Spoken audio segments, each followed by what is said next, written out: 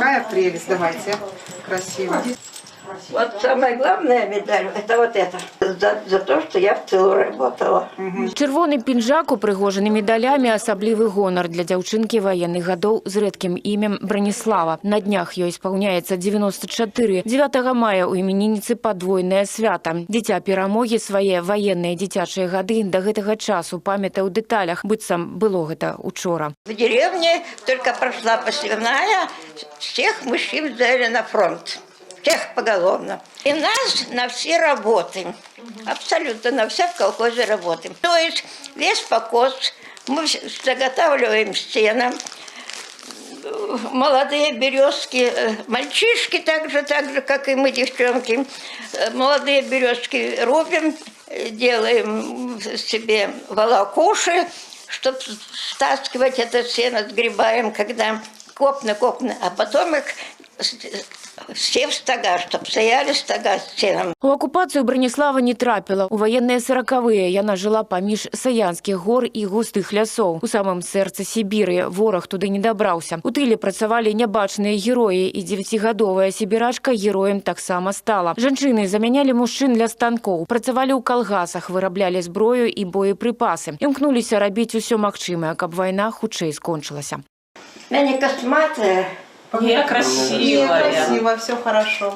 Праз гады яна, як і ўсе жанчыны, па-ранейшаму жадае быць прыгожай, атрымліваць увагу і кампліменты. Душэўны візіт сацработнікаў заўсёды дарэчы. У 2011 годзе расіянка пераехала да хворай дачкі ў Беларусь. Летась дачка памерла, і зараз сацработнікі для адзінокай жанчыны новая сям'я. С удовольствием приезжаем к ним и очень рады, что многие из них действительно держатся бодрячком.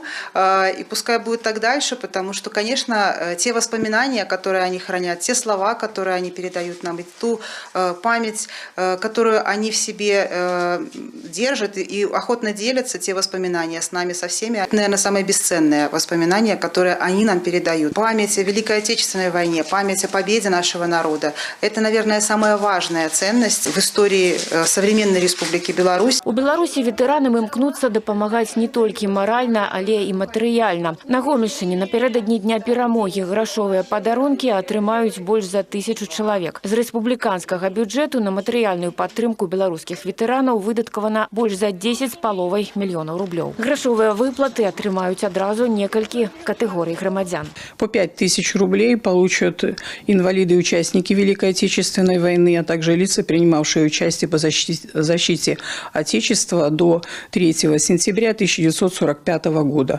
По 2500 рублей предусмотрено лицам, награжденным орденами и медалями за самоотверженный труд в тылу в годы Великой Отечественной войны, лицам, работающих на предприятиях, учреждениях и организациях города Ленинграда в период блокады, а также лицам, работающих на объектах местной противовоздушной обороны.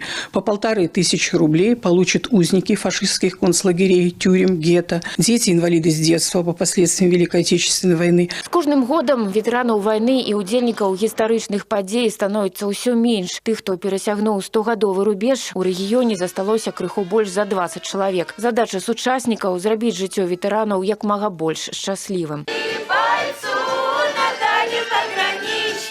Ірына Драбушэўская, Валерый Гапанько, тэлерадыёкампанія «Гомель».